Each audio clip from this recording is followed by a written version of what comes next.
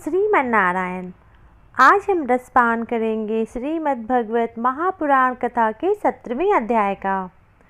सूत जी कहते हैं, सौनक जी, वहां पहुंचकर राजा परीक्षित ने देखा कि एक राज वेशधारी शूद्र हाथ में डंडा लिए हुए है और गाय बैल के जोड़े को इस तरह पीटता जा रहा है जैसे उनका कोई स्वामी ही ना हो।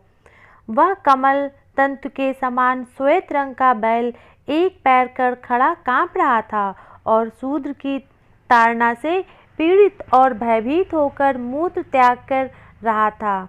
धर्मोपयोगी दूध, घी आदि पदार्थों को देने वाली वह गाय भी बार बार शूद्र के पैरों की ठोकरें खाकर अत्यंत दीन हो रही थी। एक तो वह स्वयं ही दुबली पतली थी, दूसरे उसका बछड़ा भी उसके पास नहीं था। उसे भूख लगी हुई थी और उसकी आंखों से आंसू बहते जा रहे थे। स्वर्ण जड़ित रथ पर चढ़े हुए राजा परीक्षित ने अपना धनुष चढ़ाकर मेघ के समान गंभीर वाणी से उसको ललकारा। अरे, तू कौन है जो बलवान होकर भी मेरे राज्य के इन दुर्लभ प्राणियों को बलपूर्वक मार रहा है? तूने नट की भांति वेश तो राजा का सा बना रखा है, परंतु कर्म से तू सूद जान पड़ता है।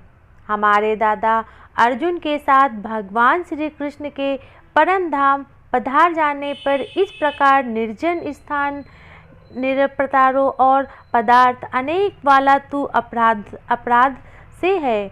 अंततः यह इसके योग्य है। उन्होंने धर्म से पूछा, कमल नाल के समान आपका श्वेत वर्ण है, 3 पैर न होने पर भी आप एक ही पैर से चलते फिरते हैं।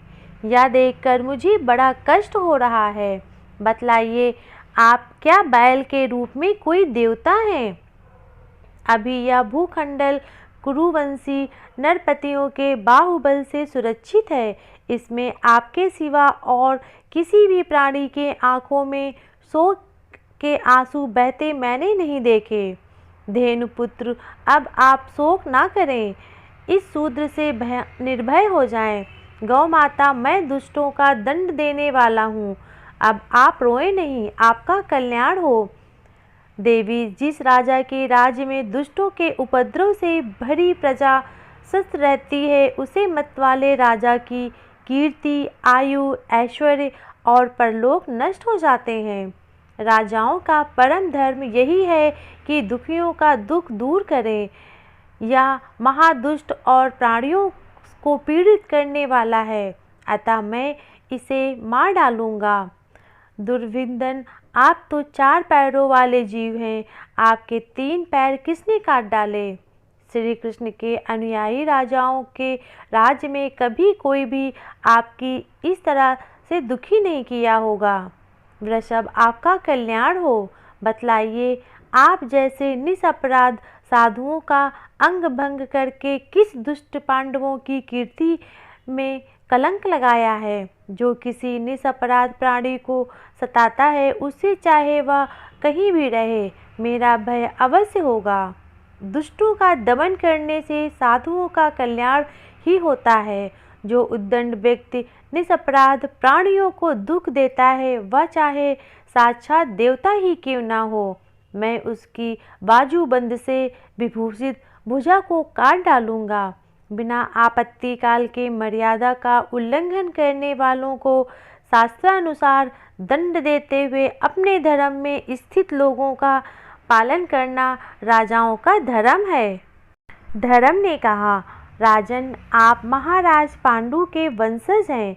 आपका इस प्रकार दुखियों को आश्वासन देना आपके योग्य ही है, क्योंकि आपके पूर्वजों के श्रेष्ठ गुणों ने भगवान श्री कृष्ण को उनका सारथी और दूत आदि बना दिया था।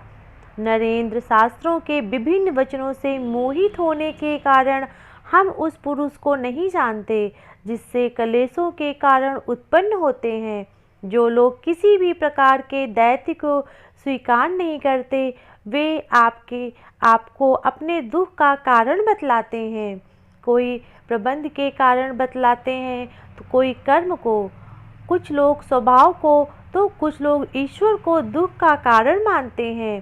किन्हीं किन्हीं का ऐसा भी निश्चय है कि दुख का कारण ना तो तर्क के द्वारा जाना जा सकता है और ना ही वाणी के द्वारा बतलाया जा सकता है। राजसी, अब इसमें कौन सा मत ठीक है, या आप अपनी बुद्धि से ही विचार कर लीजिए। सूत जी कहते हैं, ऋषि वशिष्ठ शौनक जी, धर्म का यह प्रवचन सुनकर सम्राट परीक्षित बहुत प्रसन्न हुए। उनका खेद मिट गया। उन्होंने शांति चित्त होकर उनसे कहा।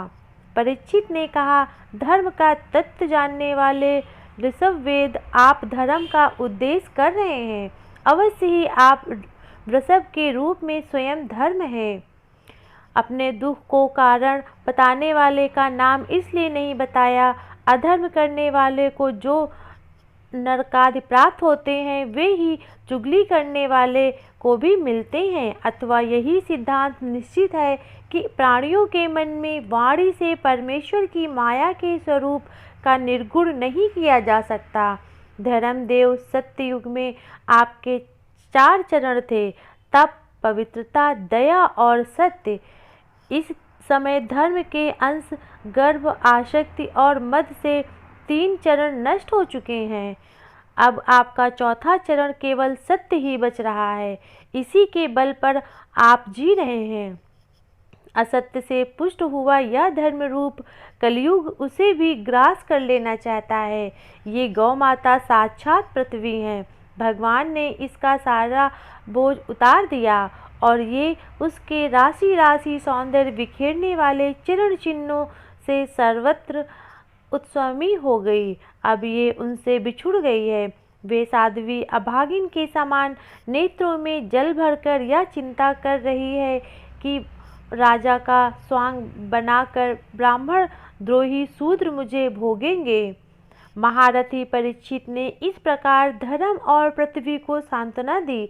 फिर उन्होंने अधर्म के कारण रूपी कलयुग को मारने के लिए तीक्ष्ण तलवार उठाई। कलयुग ताड़ गया तो वह भी मुझे मार ही डालना चाहते हैं। अतः झटपट उसने अपने राज चिन्ह उतार डाले और भय विह्वल होकर उनके चरण को अपना सिर रख दिया। परीक्षित बड़े यशस्वी, दीनस्थ और संरक्षक थे। उन्होंने अब कलयुग को अपने पैरों पर पड़े देखा तो कृपा करके उसको मारा नहीं, अपितु हंसते हुए से उससे कहा। परीक्षित बोले, जब तू हाथ जोड़कर शरण में आ गया, तब अर्जुन के यशस्वी वंश में उत्पन्न हुए किसी भी वीर से तुझे कोई भय नहीं, परंतु तू अधर्म का सहायक है, इसीलिए तुझे तेरे राज्य में बिल्कुल नहीं रहना चाहिए। तेरे राजाओं के शरीर में रहने से ही लोभ, झूठ, चोरी, दुष्टता, स्वधर्म त्याग, दरिद्रता, कपट, कलह, दंभ और दूसरे पापों की बढ़ोतरी हो रही है। अतः अधर्म के साथ ही इस ब्रह्मवर्त में तू एक क्षण के लिए भी न ठहरना, क्योंकि यह धर्म और सत्य का निवास स्थान है। इस क्षेत्र में यज्ञ विधिवत जानने वाले महात्मा यज्ञों के द्वारा यज्ञ पुरुष भगवान की आराधना करते रहते हैं। इस देश में भगवान श्री हरि यज्ञों के रूप में निवास करते हैं। यज्ञों के द्वारा उनकी पूजा होती है और वे यज्ञ करने वाले का कल्याण करते हैं। वे सर्वथा भगवान वायु की भांति समस्त चराचर जीवों के भीतर और बाहर एक रस स्थिर रहते हुए उनकी कामनाओं को पूर्ण करते रहते हैं। सूत जी कहते हैं, परीक्षित की आज्ञा सुनकर कलयुग सिरह उठा। यमराज के समान मारने के लिए उद्गत हाथ में तलवार लिए हुए परीक्षित से वह बोला। कली ने कहा, सर्वभौम, आपकी आज्ञा से जहाँ कहीं भी मैं रहने का विचार करता हूँ, वहीं देखता हूँ कि आप धनुष पर बाण चढ़ाए हुए हैं। धार्मिक शिरोमणि, आप मुझे यह स्थान बतलाइए जहाँ मैं आपकी आज्ञा का पालन करता हुआ स्थिर होकर रह सकूं। सूत जी कहते हैं, कलयुग की प्रार्थना स्वीकार करके राजा परीक्षित ने उसे 4 स्थान दिए। धूर्त, महापान, स्त्री संग और हिंसा। इन स्थानों में क्रमशः असत्य, मत, आसक्ति और निर्दयता, ये 4 प्रकार के अधर्म निवास करते हैं। उसने और भी स्थान मांगे। तब सामर्थ्य परीक्षित ने उसे रहने के लिए एक स्थान, स्वर्ग, धन, स्वर्ण दिया। इस प्रकार कलयुग के 5 स्थान हो गए: झूठ, मद, काम, बैर और रजोगुण। परीक्षित के दिए हुए उन्हीं 5 स्थानों में अधर्म का मूल कारण कली उनकी आज्ञाओं का पालन करता हुआ निवास करने लगा। इसीलिए आत्मकल्याणकारी कामी पुरुष जो इन 5 स्थानों का सेवन कभी नहीं करना चाहिए। धार्मिक राजा, प्रजा वर्ग के लौकिक नेता और धर्मोपदेश गुरुओं को तो बड़ी सावधानी से इसका त्याग करना चाहिए। राजा परीक्षित ने इसके बाद वर्ष भू तीनों चरण तपस्या, शौच और दया जोड़ दिए और आश्वासन देकर पृथ्वी का सर्वधन दिया। वे ही महाराज परीक्षित इस समय अपने राज सिंहासन पर, जिसे उनके पितामह महाराज युधिष्ठिर ने वन में जाते समय दिया था, विराजमान है। वे परम यशस्वी सौभाग्यजन चक्रवर्ती सम्राट राजश्री परीक्षित इस समय हस्तिनापुर में कौरव कुल की राजलक्ष्मी से शोभायमान है।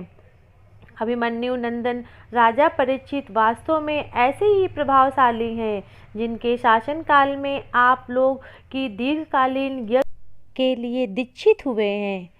श्रीमद् महाभागवत महापुराण कथा के 17वें अध्याय का समाप्त। प्रेम से बोलो जय जय श्री राधे।